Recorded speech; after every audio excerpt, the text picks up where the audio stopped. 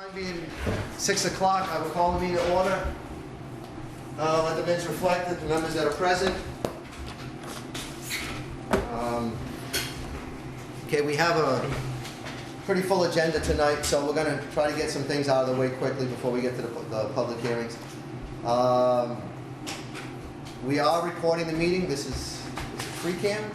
Freetown is recording the meeting, and anybody else going to be recording the meeting at all? If you do at any point in time, just please let the chairman know. Okay, first on our agenda tonight, we have a special guest from SERPED. SERPED being the Southeast Regional Economic, yeah, go ahead. It's got a lot of things, a lot of letters to it. Development District.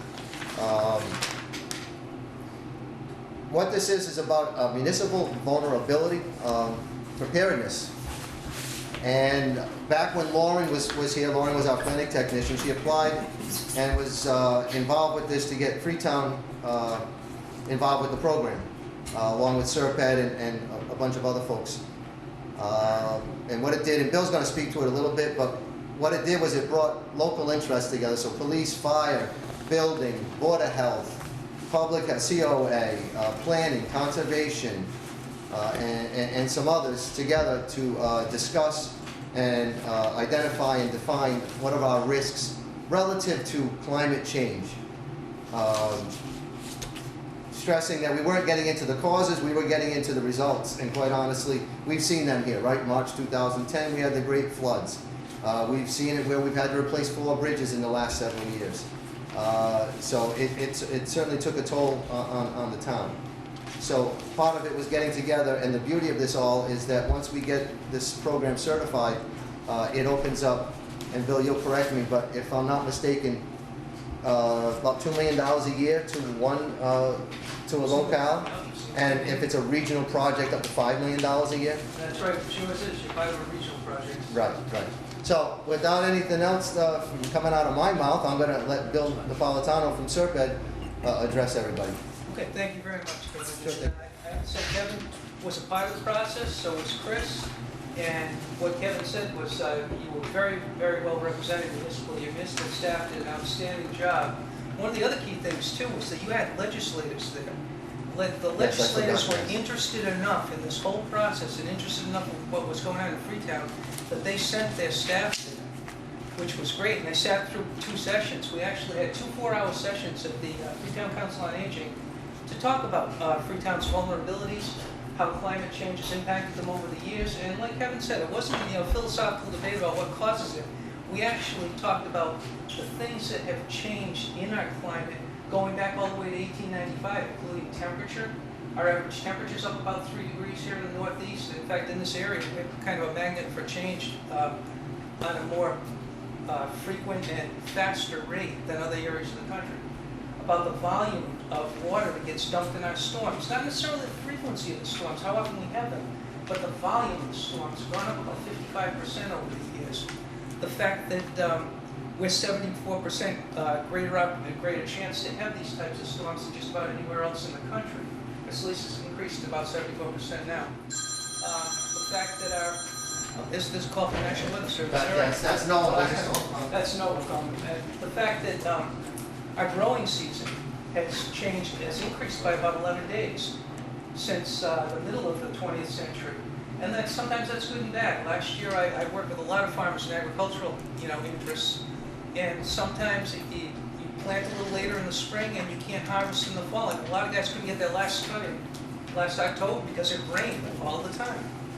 So these are the kind of things we don't really think of. Even sea level rise. A lot of people associate climate change with sea level rise, almost like a singular issue. But it's really not. But I mean, we've experienced about 11 inches of sea level rise in the last century. But areas around us that are not that far away, like in the last 34 years, Swansea's experienced about 5 inches of sea level rise. If you notice, you've been on the beach down there, a lot of the beachfront in Swansea's disappeared. So there are subtle things that happen every day, things that we don't notice. But when we got together to discuss about the changes that have occurred in Freetown, how it's impacted the community, just about everybody, like Kevin said, right away they said, oh, the rains and the floods of 2010. I mean, I think that's really kind of a benchmark for a lot of the communities around here. So we said, if these changes are occurring, and there's physical and scientific evidence that these things are occurring, and even, like I said, speeding up in some instances, what can we do to become a more resilient community? And the state, the grant that Kevin was referring to, I worked with Lauren Moreau, the former planning technician. She got a small grant from the state to actually have Freetown be able to get together, get staff together, get people together. These were open meetings, by the way, these workshops. Anybody could come and participate to talk about what's happening in Freetown. And Kevin referred to the fact that I was working with him as a regional planning agency. And I also had some of my colleagues from the Nature Conservancy, from Mass Audubon Society, and from the Management Center for Conservation Sciences. And we're all certified by the state to run these types of workshops with the community. Now, one of the things that we do also, we're not coming in there as experts telling you, we give you background. Here's how climate change has, kind of manifested itself since 1858, with the whole temperature rise and the whole bit. And we try to tell people that basically this is a generational thing. Your grandparents have lived through it, your parents, people like us, my kids are going to keep living through it. But we're not there as experts to tell you what you have and what you should do. This is very much a planning with you and not at you exercise. So it really depended on the people in the room being active and telling us about what goes on in Freetown and how you think you could improve your resiliency in the community. And a lot of people say, what do you mean by resiliency? It's almost like you hear it sometimes as a sports, type of thing. You can take a punch and get back up, or you can spring back up after you've been knocked down. In other words, you won't be devastated by any type of an unexpected disruption in the climate or normal conditions. So what we did is we got together, we identified existing and future vulnerabilities and strengths. It's about what you do well as a community too. And that came up a lot. And I do want to say this about the particular workshops. The camaraderie of your local staff, the way that you work together, and the willingness to work together, the staff here in Freetown was outstanding. And that really came up and manifested itself in the workshops. It wasn't an academic exercise. It wasn't like sitting in a classroom. These people were getting up, walking around, talking. They were going to maps. They were going to drawing boards. They were putting their comments to paper. And it was really good. I mean, it was really good to see people work that way. And I think the legislators were impressed too. They thought it was a really great group.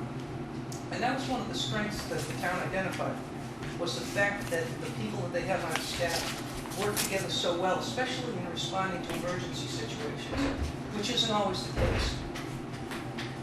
We also identified opportunities to take action and reduce risk to help build resilience.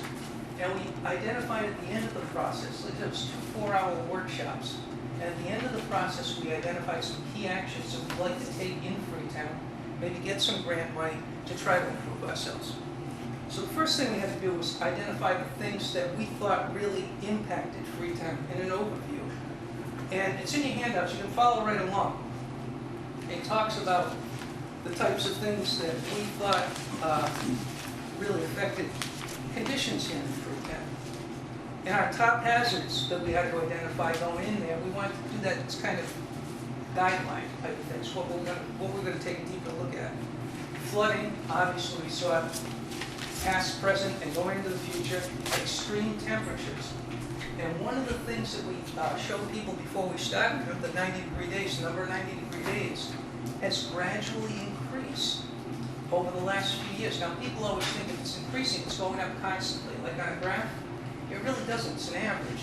If you look at a graph for temperature and climate and even impact storm events, you'll notice it really goes up and down. It's kind of zigzag. But if you take an average of those points over a number of years, you see a steady increase. So heat was a problem, and extreme cold too. Extreme temperatures, just not heat. Drought and the drought and flood cycle, because that really does a number to your trees, your vegetation, your farms, the whole bit, like I was saying. And then high winds. We've really had a lot of wind events and storm events that have caused a lot of blowdown in trees. And I mean, that came up constantly about the number of times we've been without power in the last few weeks. But again, on the flip side of it, one of the strengths that I think everybody at the workshop said, and I think you remember this too, Kevin and Chris, they were saying, the power company that serves Freetown, where a lot of the communities that I work with, they said, we're without power for so long, but the power company is unresponsive. Freetown, the consensus was they're really good. They get you back online quickly and they're willing to work with the community. So that's a strength, and that was something that usually doesn't come out of a lot of the communities. Flooding, what gets impacted, your roads, your forests, water management infrastructure. People always forget about that, the types of impacts that floods can have on the water management infrastructure, including water pollution, infiltration. And we're in a tidal river over here too. You really have to worry. I mean, Hurricane Bob, 1991, had saltwater intrusion. And people forget, again, that it's so far up the Taunton River, but you're basically a coastline. If you're in an estuary and on a tidally influenced river, you're as much on a coastline as anybody facing the ocean. You're right on the ocean. So these are things we have to watch out for, and again, brought up during the workshop. And why? Because the number of wells and septic systems in Freetown is basically pretty much dependent on that, except for a couple of areas. Extreme temperatures, the number of 90-degree days and the number of cold days. When we had, like in January 2018, we had that bitter cold snap, 2 weeks of really, really frigid cold. What does it do?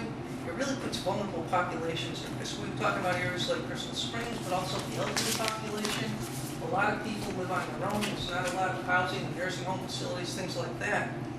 And your first responders who were there too, and they had some excellent comments, not only just on the road passage, but they were saying, trying to persuade people to take advantage of cooling shelters or heating shelters in the cold weather. It's very difficult to get people out of their homes. And when you dig a little deeper, they say, because people need more. It's not just shelter for themselves. Sometimes it's, what am I going to do with my livestock? What am I going to do with my pets? You know, what am I going to do with relatives who live with me? Are we going to be separated? And do we have the facilities? Where am I going to go? If someone goes here, am I going to go to another town? So these are all issues that come up. And as far as planning goes, really require long-range planning. The drought conditions. Now, drought, a couple of years ago, we had about the 5th worst drought in history. But what happens too with the drought is when you get this extreme precipitation and the ground becomes saturated, a lot of the roots of trees become saturated, and the soils become saturated, and then you have long periods of drought where everything dries out. You experience root rot, trees become more susceptible to diseases, invasive insects. We'll talk about that later on too, vector-borne disease. And then you get a lot of blowdown. The root systems become so weak. I mean, you guys have seen it when trees topple down. It's not just the tree snaps off, it's the root system. Sometimes the root system's 12 feet high because it's shallow roots and everything just goes over. So we've got to watch out for that. And again, the impacts on agriculture, your rural community, agricultural community, drought conditions are horrible. And the impacts on agriculture and what it does to the soil too. And then high winds. We've had a lot of big windstorms, a lot of blowdowns, things like that. So what do you try to do? Even though your power company's been responsive, a lot of the things that came out of the workshop, and I thought was very perceptive. People said we need better forestry management. And when we do our forestry management plans on properties that we own, maybe properties that the state owns, maybe get the state to work with us, get the power companies out there too, so that they're doing an assessment of what they have in areas that are prone to blowdown. In other words, do they have their transformers located properly? Is it the right gauge wire out there to stand the stress, things like that? So make it a really cooperative venture. But then they carried it a step further. They said, if we're going to do this, and the forests don't know any political boundaries, forests stretch into Lakeville, or forests stretch into Rochester, or wherever, we should work regionally and cooperatively to make sure that these things are realized. And one of the other things that really came up, probably thematically, it came up over and over again, under water supply management and natural resources management, was the fact that you are one of 4 communities that are basically the stewards of the Assawamsett Pond system. So anything that you do to try to improve the situation around the ponds, be it flooding, high water levels, water supply management, water quality, stormwater management, drainage, really have to work together regionally, which is why I think you guys showed a lot of foresight in the fact that you want to get together in this process with Rochester, Lakeville, and now hopefully Middleborough. Middleborough did apply for a grant this year, an MVP grant, and within the next few days they should know they're going to get it. So that'll make it a lot easier to work together. One of the other strengths your highway guys were talking about too, and it's kind of a result of what happened in 2010 when all the bridges blew out. You guys from Rehoboth actually had the worst bridge blowout during the 2010 floods of anybody. but a lot of them are repaired now. And they're repaired to a standard that will survive something like that. There are a few culverts that came up in certain locations that really do need some work. A couple of small dams were mentioned too, that maybe they need removal and allow normal stream flow, and that would help with stormwater, because if the dam's removed, it eliminates the impoundment behind it. You can actually reclaim floodplain. A lot of people are amazed at that and said, if we do this, we're going to gain floodplain. How? Because the stream goes back to its normal stream channel, and the stream bank comes back. Sometimes within a couple of years, you have a vegetated stream bank. I've done that on the Mill River in Taunton. It's amazing how that's come to that. I looked at emergency preparedness infrastructure. And a lot of times infrastructure, people think bridges, dams, roads, buildings. It's not necessarily like your communication system is part of your overall infrastructure. And again, thematically, one of the things that came up again and again was we really have to improve our ability to communicate as far as infrastructure and equipment, and as far as the ability to power it. You know, there are certain areas that came up. We need backup generators. We need redundancy in our communication system, so if things go down, we can still communicate, you know, on a wireless basis.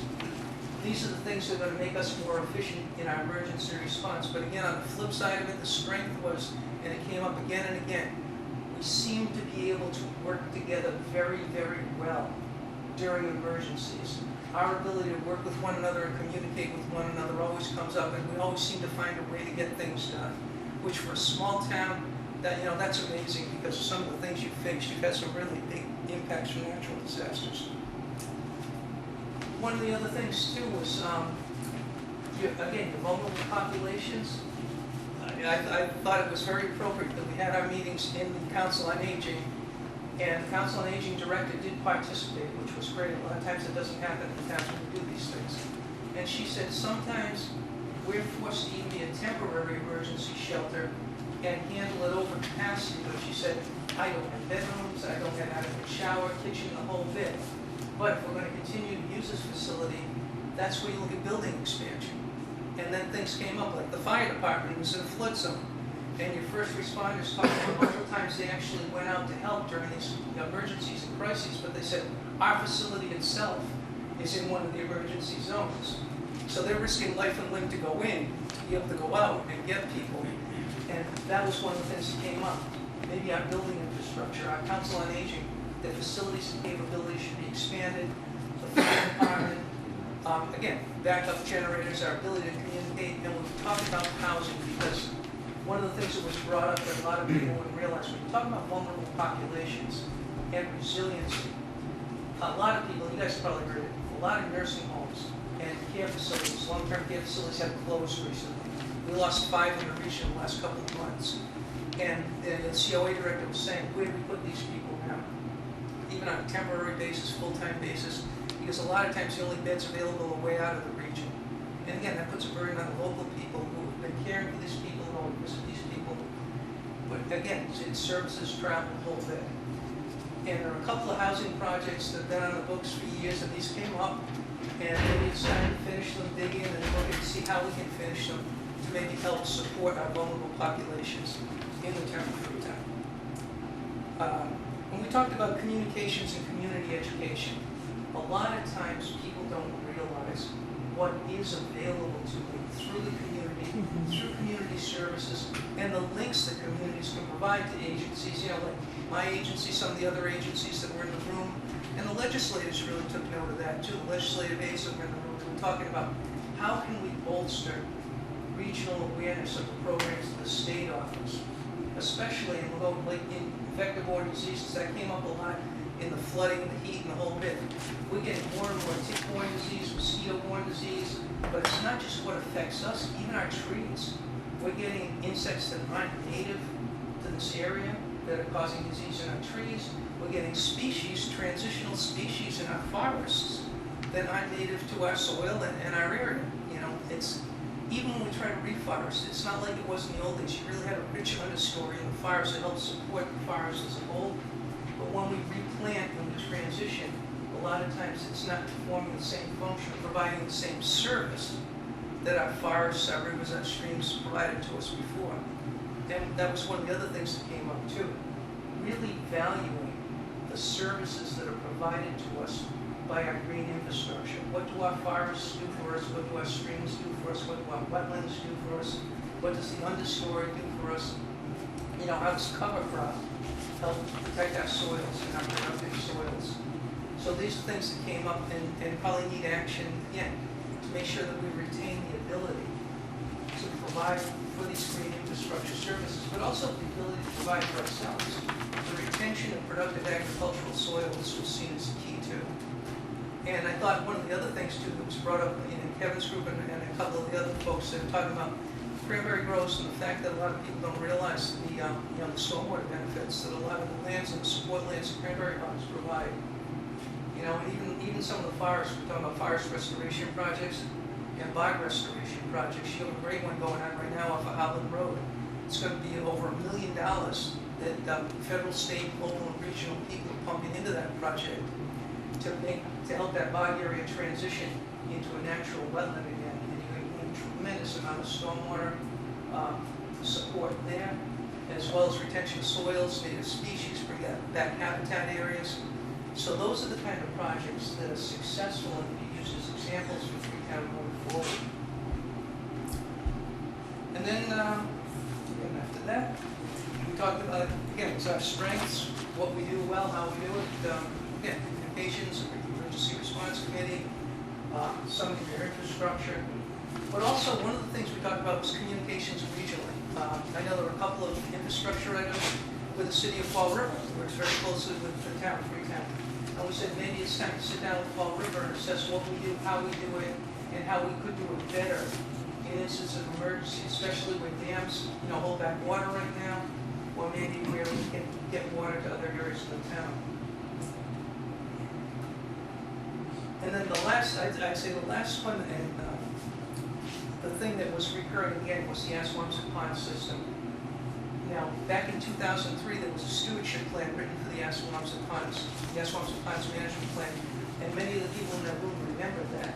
And they said a plan that was written in 2003, with just what's happened in the last 15 years, is no longer adequate to meet the needs of any of the towns that are stewards of the ponds. So they said it's time to get together in a room again and work on updating this plan with all this new information and all of this new science as the basis going forward into the future, and I think that's huge. And as far as the top 3 things that came out of the workshop, at the end of the workshop, we also have people pick the top 3 items who participated. Not that it excludes anything. Your group did an amazing job that came up with in excess of, I think, 50 items that they would like to see worked on. But the top 3 that they thought they'd like to see worked on right away were the Long Pond Asquamsett Pond Complex Stewardship and Management Plan, better townwide communications and emergency communication practices to try to get some funding in and try to get some support. And then senior housing and resource improvements. In other words, working with our vulnerable population and even our special needs populations there too. So that was the big thing. And one of the things that's at the end of this grant, or end of the handout, Kevin talked about MVP action eligibility criteria. The plan is completed, the planning board is reviewing it right now. As soon as they give you the go-ahead, we submit it to the state for certification. Once it's submitted for certification, you're going to be eligible for the action grant plans. Now, the eligible projects there, you can look at capacity, priority actions, in fact, the whole litany of things is in here. But any of your top priorities from your MPP plan, your assessment plan, can be put in for grant money. You can look at detailed vulnerability and risk assessment, public education and communications projects, which again came up big. Local bylaws and ordinances and plans, and actually we're going to be working with Chris through another project, the Southeastern New England Watershed Program. We're going to be doing a deep bylaw dive for you, hopefully help out with that. Redesigns and retrofits, engineering design for things like your culverts, maybe dam removals, things like that, or wetlands restoration projects. Nature-based storm drainage and protection, again, working with nature to help you address floods, stormwater problems, or even rehabilitate some of the environment, restore it. nature-based infrastructure technology and solutions. In other words, how can we mix green and gray infrastructure culverts with the resiliency that's built into the nature around it? And then ecological restoration projects, kind of like what's going on up at Howland Road right now. Those types of projects in other areas of town, and the possibility for a couple of those projects came up during the discussions. Now, like I said, there were like over 50 examples of projects. I'm obviously not going to run through them tonight. The plan will be up online. Once it's approved, it'll be on your website. It'll be on the state website. All the maps will be there. A copy of this handout will be there. I've sent to Chris. I've sent copies of the maps that we used during the meetings. So please, I would encourage you, once it's up, go look at it. The best thing about this is it's a really organic process too. A lot of plans, you guys have probably heard, an open space plan is a 7-year plan, a master plan is a 10-year plan, even the hazard mitigation plan, the federal government is a 5-year plan. This is an annual plan. You guys put it together, it's all your words, and it's up to you to keep pushing the ball. Move the ball forward. So if you go in, once you're certified, go in and start asking for things, and start implementing the recommendations of the plan. You report on an annual basis, and that's how you keep the plan alive. But it's also subject to change. If things come up and you want it to change, you can substitute actions. So it's up to you on the local level to keep the plan alive. And as citizens, it's good for you to communicate with your planning board, which has been the lead on this thing, to say maybe conditions have changed in certain parts of town that you see in the plan. That's it. It's a local plan. It's your words. It's your action. It's up to you to keep it alive. So we'll work with you to do everything we possibly can. Awesome. So if there's any questions, comments, otherwise I would just encourage you to really look at this and we'll let you know how we're going to be doing with the other towns and working with the other towns. Out of the state. Just a couple comments. First of all, I'd like to thank Lauren for spearheading this in the beginning, Kevin and Chris for carrying the ball, as you would call it, running with it. Great. Absolutely. Anything we've ever done with SERPED has been beneficial to the town and the region. Anything we've done in the last 10 years has been really, you guys helped us out a lot, kind of dotting the I's and crossing the T's for all this verbiage and moving things along with the state. Once we submit this to the state, how long do we anticipate it taking to be certified? It's certified by the fall. Awesome. Awesome. And then you guys can start right away with going for projects. That's great. And we'll help you with any of the grants you wanted to do, any of the action grant items. We'll just help you out. Great. I'm committed to working with And lastly, just thank you, Bill, for all your work too. Oh, no, it's my awesome. Colleagues too. No, you know how it is. Colleagues, teamwork. Excellent. And you know what? Thank you mostly because if you guys don't come out and do this, then you don't have a plan. Right. If I show up to an empty room, then there's no interest. No, So awesome. you guys, we're in there all the way. Great. So, again, Bill, thank you for coming. To echo Mark's words, SERPED's been an instrumental tool in the way Freetown has moved forward, okay? We oftentimes come up with the ideas, but we a lot of times don't have the professional help. We have staff. Chris has done a wonderful job of picking up the ball and running with it since Lauren's gone. But there's still, when we go in that room, how many different agencies were represented there, I was remiss earlier, I did not thank the local state reps and state senator for going, so thank you very much for them sending themselves either or their staff. So I just wanted to say it was a pleasure being a part of the process. You're right, oftentimes we have things, we have to try and pigeonhole into the, this was us coming together, these are the real issues. We can get real money to help us in real world time and see real results. So kudos to SERPED, kudos to you and your staff, Bill, and kudos to the town of Freetown for coming together on this. So if there's no other questions, I'd like to thank you, Bill, and we'll be seeing you around. Absolutely. Look forward to working with all of you. Thank you very much. Thank you very much.